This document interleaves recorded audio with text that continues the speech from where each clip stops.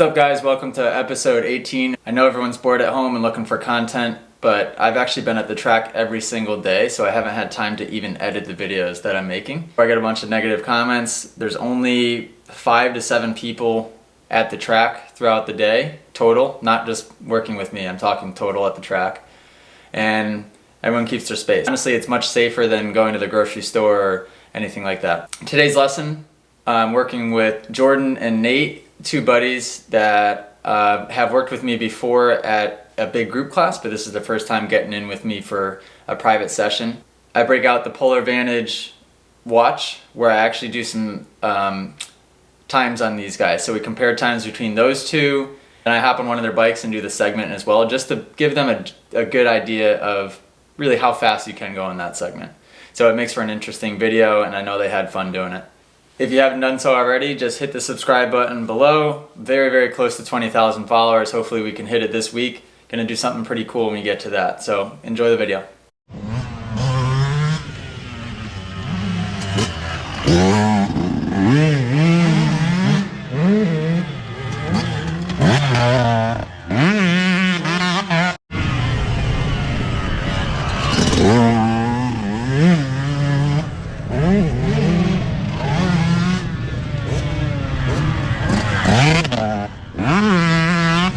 First thing that stuck out with Nate was what?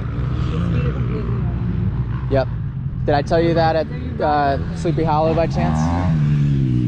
So even as you sit here right now, and I know we're just sitting here talking, but you need to get in the habit of, there you go, and same with you.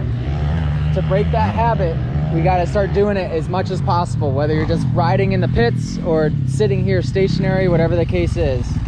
That was his biggest problem too, and he's really trying to work on them. What you're doing, and you were guilty of a little bit too, is you're going to your controls, and then when you're done with your control, you just do this and rest your foot like that. And you're doing the same thing in the shift lever.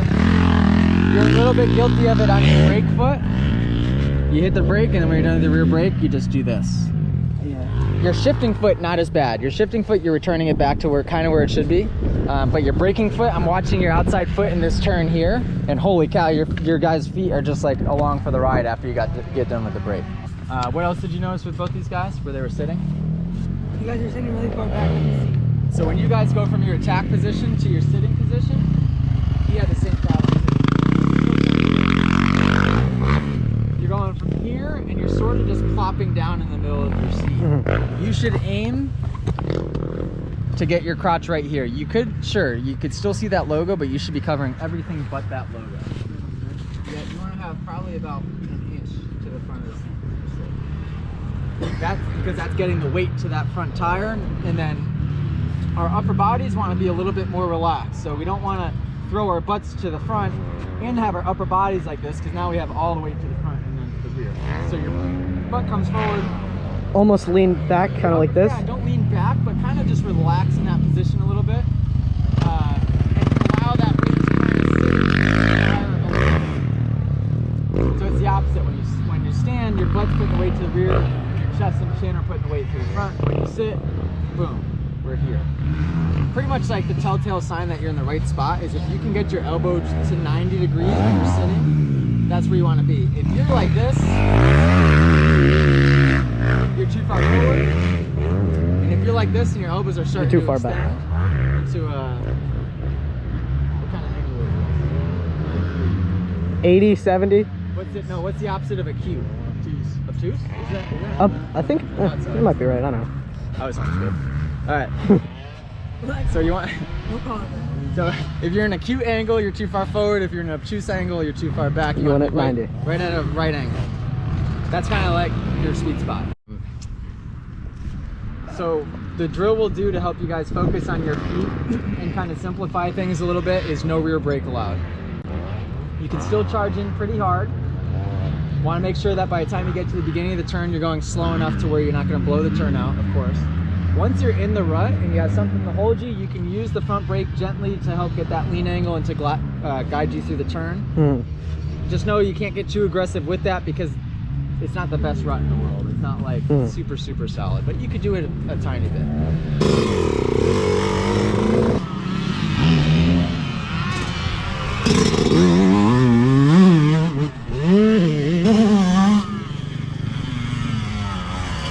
You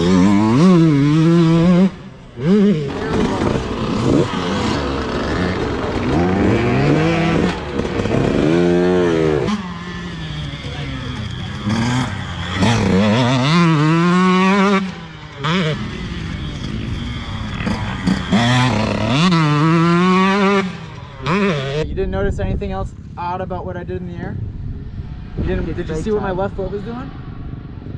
I was going from second to fourth in the air. You clicked twice? Yeah, watch my left foot.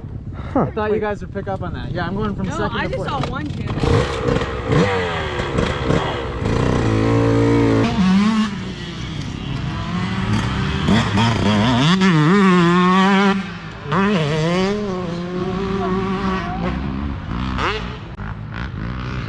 Wow. That's crazy. Yeah, he's definitely a pro. Wow. How are you doing that? It's actually pretty easy. The first one, I'm not even kidding you, that when I went on the track right there and did it, I shifted up 3 times. You clicked fifth? Or? No, the second one you did 3 too. Well, the second one I missed one of them, but I ended up getting 2. The first one I thought I missed it, but I didn't, and I actually accidentally got 3. So you clicked up to fifth? Yeah, because didn't you hear the first time I hit the step up, I really lugged it, that one? And then when I actually did the lap and came through. Yeah, you were higher revs. Yeah. So that was, you cleared that in fifth. Wow. You could play around with that. I mean, on a 2-stroke on 125s, I know it sounds crazy, but shifting up twice in the air and shifting down twice in the air is something that's fairly common. On a 250F, I've never done it in my life. On a 450, also never done it. But on my 85 Super Minis and 125s, that was something I would do a lot.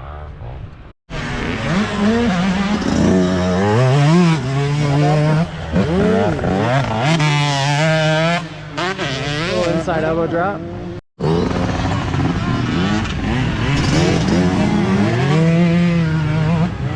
Rear brake. Watch your feet. No clutch, no clutch.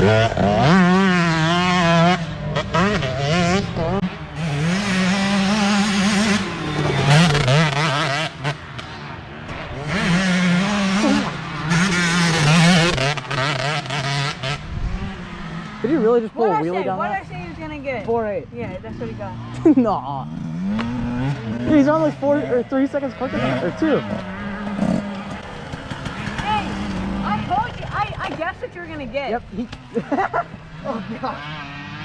Oh, I don't know how I didn't step over. I would guess faster because I cleared the step up. What do you think you got? What was my other one? 5.2.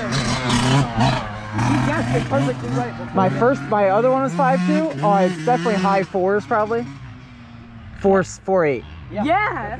He guessed it too. He's like, he's gonna run a 4.8. Sure enough, he comes. Wow. I think you're really making up the time right at the top there. It seems like you're way harder on the throttle than us, and you just can carry the speed instead.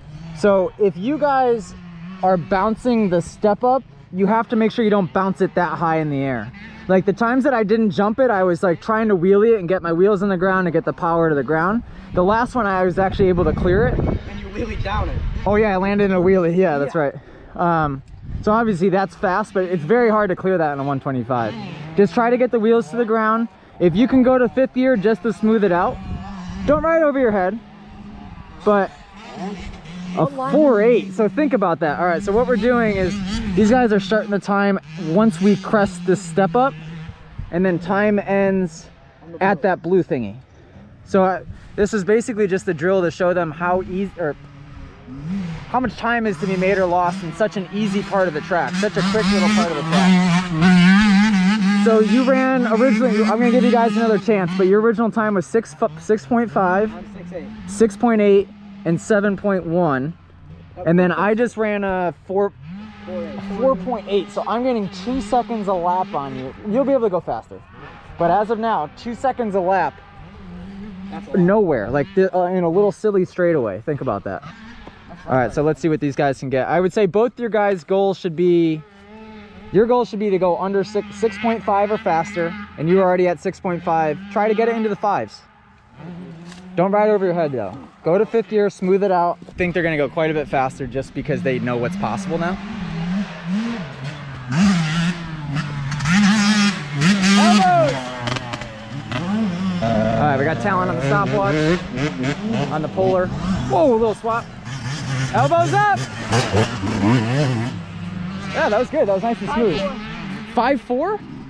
And it was from the top. Wow.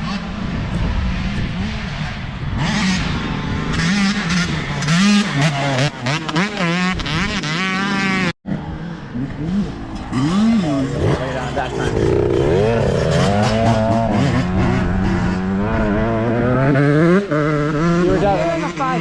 You were definitely. Were you late on it like that the last one too, or was he a legit 5.4? Because that's awesome if he was. It was from like, because his front tire popped up, so I saw it. I'm a little skeptical of talent stopwatch skills, but.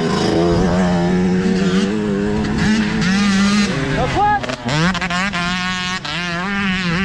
So you can hear him abusing the clutch a little bit, sort of? What was that? 5.8. 5.8, it's awesome. All right, one last try here.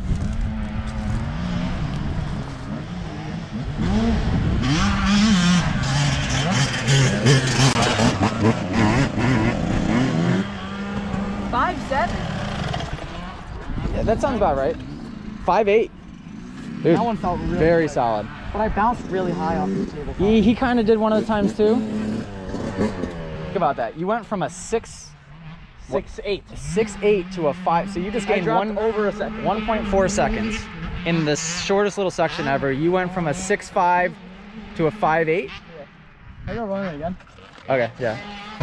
We're gonna be here all day doing this. The way you were doing it though, I think was more effective than his method. You were running a higher gear and nice and smooth, which is awesome. He's revving the bike You a were lot. steady with throttle. Yeah, he's kind of using the clutch. Ooh, nice.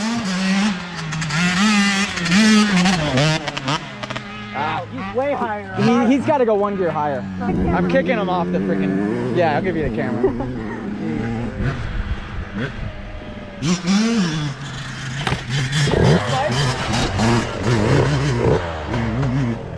6.0. No clutch. 6.0.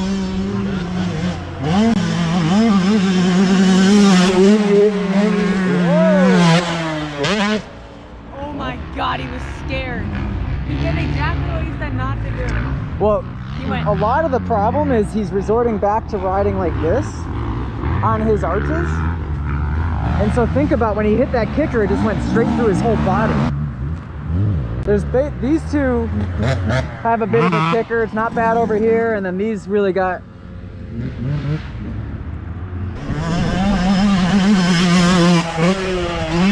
Oh, he was so close. See? All right, very close a couple times, but look at your freaking feet, man. You got Where your feet are, it's causing that kicker to really throw you for a ride. So you got, both times you really committed to it, you got kicked back. On the 125s, it's all about that corner, getting it smooth and getting your shift to fourth clean.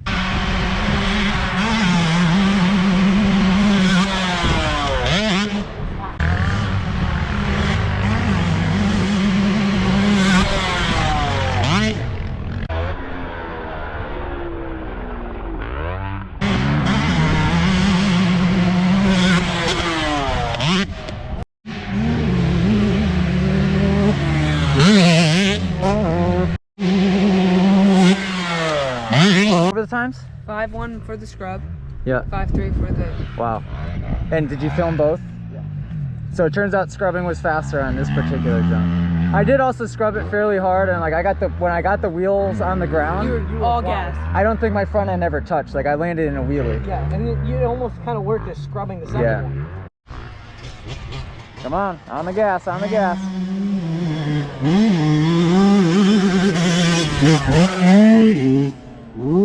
You tried to pump it pretty good.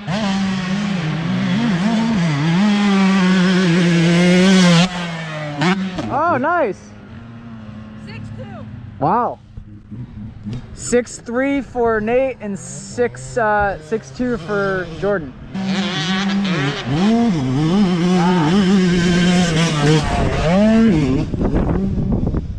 6.8. Yeah, he messed the turn up. And it's from that corner. Nice! That was good. 6.1. 6'1", best one yet for him. It's just another good example of like this is all about getting the corner clean and getting your shift clean and landing and getting the wheels to the ground. But as simple as as that is, or as like unimportant maybe as it seems, you guys improved 0.7 of a second, but still when it was all said and done, you were, what was my time? Your time? 5-1. So almost you were 0.9 off and you were 0.8 off. I mean, still, that's very close considering I'm a pro rider, but that just goes to show you that's a Big difference. yeah. It just is showing you how much time can be made everywhere. We could play this game here, in that turn, in that turn, in that turn. So just think about every little section, how much time you can gain. But that was fun. We're gonna start doing that more often. Good thing I got this Polar watch. Oh, upside down. Good thing I got Talon running it, even though I don't trust him. Why? No way was he accurate with it. They kept getting the same thing.